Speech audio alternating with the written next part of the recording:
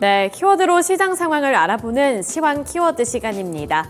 간밤 글로벌 증시가 조정을 받으며 마무리 지은 가운데 국내 증시도 지지부진한 흐름을 이어가고 있습니다. 다만 장 초반에 비해서는 낙폭을 축소하려는 시도가 나타나고 있다는 점은 긍정적으로 볼 수가 있겠는데요.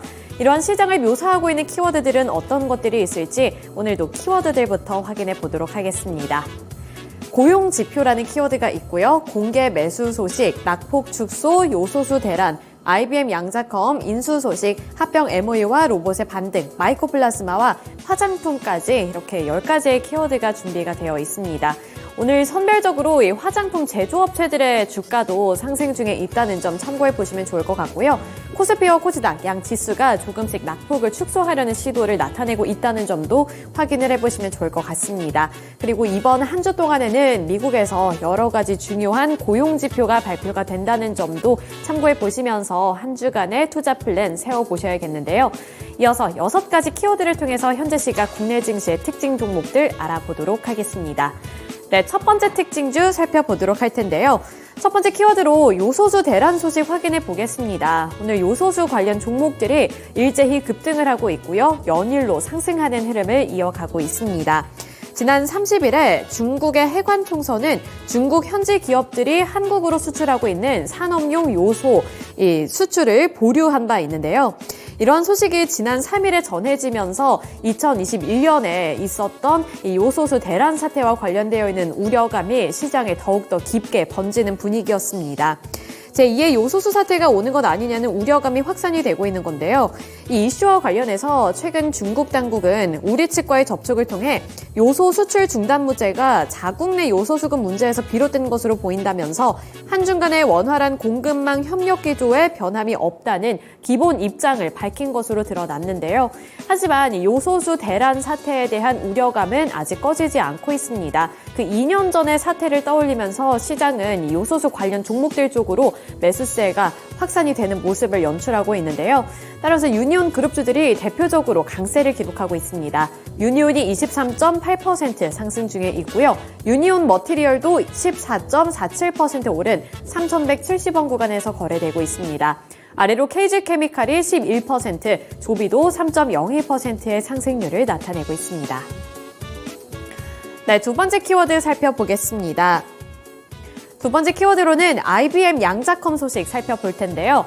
간밤 미국에서는 IBM이 양자컴을 개발을 했다라는 소식을 전해왔습니다. IBM이 미국 뉴욕에서 열린 연례 행사, 이 IBM 퀀텀 서밋에서 새로운 양자 프로세서인 IBM 퀀텀 헤론을 출시했다고 밝혔는데요.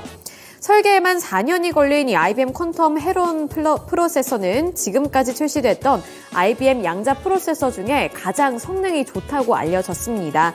여기서 가장 낮은 오류율을 제공한다고 회사 측은 설명을 했고요. 특히 기존에 있는 IBM 이글과 비교했을 때 오류율이 5분의 1로 줄어들었다는 점에서도 시장의 기대감을 더욱더 높이고 있습니다. IBM은 양자 하드웨어와 이론 및 소프트웨어의 혁신적인 기술과 함께 게이트 운영의 품질을 크게 향상시키겠다는 새로운 목표를 세우고 2033년까지의 IBM 퀀텀 개발 로드맵까지 발표를 했는데요. 이렇게 퀀텀 사업 그리고 양자컴 사업에 대한 로드맵까지 제시를 했고 이번에 발표를 한 이 새로운 모델도 그 전과 비교했을 때 상당히 능력이 좋아졌기 때문에 시장에서도 이에 대한 기대감을 표출하고 있습니다. 엑스게이트가 16% 넘는 강세를 기록하고 있고요. 우리로가 9.46%, 드림시큐리티가 1.42% 상승 중에 있습니다. 네, 세 번째 키워드 살펴보겠습니다. 세 번째 키워드로는 로봇과 관련되어 있는 소식 볼 텐데요. 로봇 반등 이슈 살펴보시죠. 어제는 로봇주들이 일제히 급락했습니다. 대표적인 레인보우 로보틱스, 두산 로보틱스 일제히 약세로 거래를 마쳤고 그 나머지 중소형주들까지도 파란불로 물드는 시장이었는데요. 다만 오늘은 이렇게 저가 매수세가 유입되면서 전반적으로 빨간불을 켜내고 있습니다.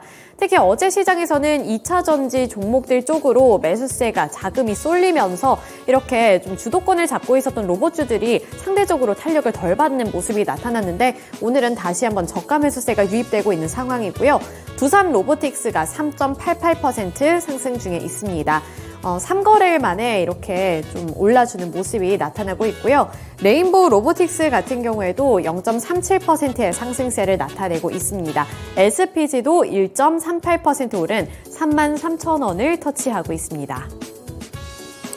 네, 다음 키워드 보겠습니다. 다음 키워드로는 마이코플라즈마 볼 텐데요. 이 마이코플라즈마 폐렴에 대한 이슈는 최근에 몇 주 동안에 계속 잊을만 하면 떠오르는 그러한 키워드로 자리를 잡고 있습니다. 오늘도 이 마이코플라즈마 폐렴과 관련한 종목들이 일제히 강세를 기록하고 있는데요. 수젠텍이 15% 넘게 오르고 있고요. 메가이스에서도 그 대표적인 관련 종목이죠. 현재 2% 가까이 오르고 있는 상황입니다. 위더스 제약도 4.22%, 인트론바이오가 10.94%의 강세 흐름을 나타내고 있는데요. 최근 중국에서는 유치원과 초등학교를 중심으로 마이코플라즈마 폐렴이 확산되고 있습니다. 빠른 속도로 번지면서 전 세계가 다시 한번 긴장 상태에 돌입했다라는 평가를 받고 있는 상황인데요. 대만은 고령자와 면역력이 취약한 어린이 등을 대상으로 중국 여행 자제를 권고하고 있고, 이 세계보건기구인 WHO는 중국의 조사까지 요청한 상황으로 좀 심각해지고 있는 분위기입니다. 중국에 이어서 국내에서도 이 마이코플라즈마 폐렴 환자가 많이 늘어나고 있다고 하는데요. 특히나 그 안에서 아이들이 많이 걸리고 있다고 하는데 항생제에 내성이 생겨서 병이 더 독해진 것 아니냐는 분석도 나오고 있습니다. 이에 따라서 항생제 내성과 관련되어 있는 관련 종목들 쪽으로도 매수세가 유입이 되고 있고, 이 중에서는 그 대표적인 종목이 바로 인트론 바이오입니다. 인트론 바이오는 이 박테리오 파지에 유전체 정보를 활용을 하고 여러 기술을 적용을 해서 SPL200을 개발했다는 점이 부각이 되고 있는 건데요. 이 백신형 균주와 11개 A형의 비백신형 임상분리주들에 대해 모두 우수한 항균력을 보였다는 점에서 시장의 관심도가 높아지고 있습니다. 특히나 이 항생제 내성 현상과 관련해서 수혜주로 여겨지고 있는 만큼 인트론 바이오도 오늘 두 자릿수대 급등세를 연출하고 있습니다. 네, 이어서 다음 키워드 보겠습니다. 다음 키워드로는 공개 매수 소식 살펴볼 텐데요. 오늘 한국엠컴퍼니가 상한가를 기록했습니다. 한국엠컴퍼니는 MBK 파트너스 스페셜 시튜에이션스의 공개 매수 특수 목적법인 SPC 벤투라가 이날부터 오는 24일까지 주당 2만 원의 한국컴퍼니 공개 매수를 실시한다는 소식에 이렇게 상한가를 터치했습니다. 매수 예정 수량은 최소 1,931만 주를 넘어설 것으로 보이고요. 최대로 봤을 때는 2,593만 4,385주에 해당할 것으로 예측이 되고 있습니다. 이는 발행 주식 총수 대비 20.35%에서 27.32%에 해당하는 수준인데요. 이렇게 공개 매수 소식에 인해서 한국엠컴퍼니 쪽으로 매수세가 많이 들어오고 있고요. 최근 들어서도 이렇게 조금씩 쭉 올라서는 모습이 나타났는데 오늘은 갭상승 출발한 이후에 이렇게 곧바로 상한가를 터치했다는 점도 보입니다. 네, 마지막 키워드 보겠습니다. 마지막 키워드로는 양해각서 소식 살펴볼 텐데요. 합병 MOU 키워드 살펴보시죠. 오늘 마지막 특징 종목으로는 알로이스 살펴볼 텐데요. 티빙과 웨이브가 합병을 한다라는 소식이 며칠 전부터 전해져 온 바가 있죠. 이 티빙과 웨이브가 합병 MOU를 맺었다는 소식에 알로이스가 관련 수혜주로 부각이 되면서 강세를 나타내고 있습니다.